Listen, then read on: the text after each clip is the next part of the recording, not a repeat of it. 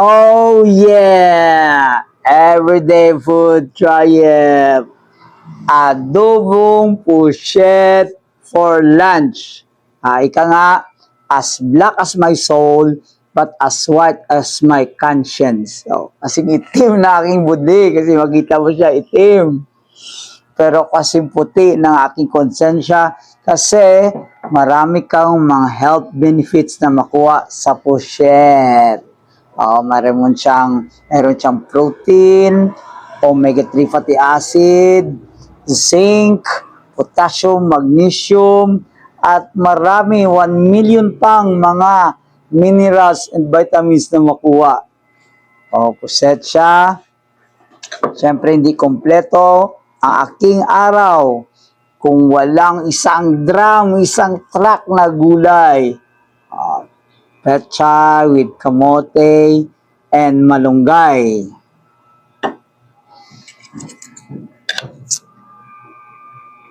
Ano siya, may pinamarahan.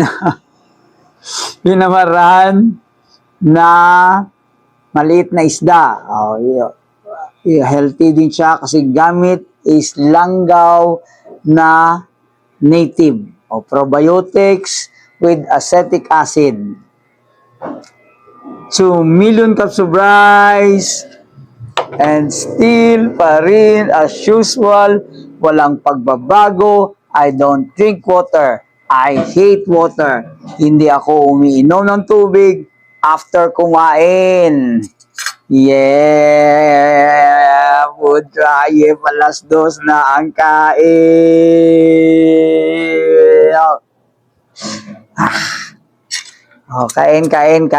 Kain.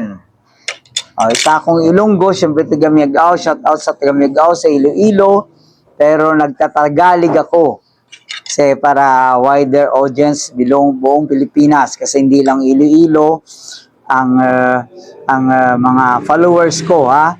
So nasabi ko na ito million times na bagong buhay na ako. Hindi lang palagi na yung tinatakot ko yung mga mga viewers ko, followers ko. Kasi bagong buhay na ako ngayon. Hindi niya natanong, meron akong 1-month-old na anak, baby boy.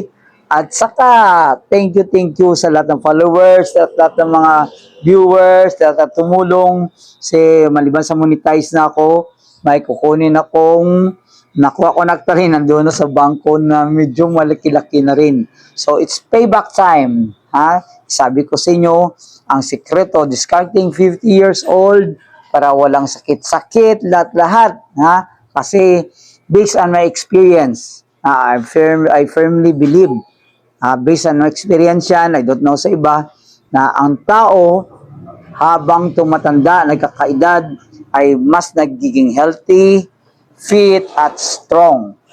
So, tingnan natin, day-to-day basis tayo. Tingnan natin kung tama o hindi.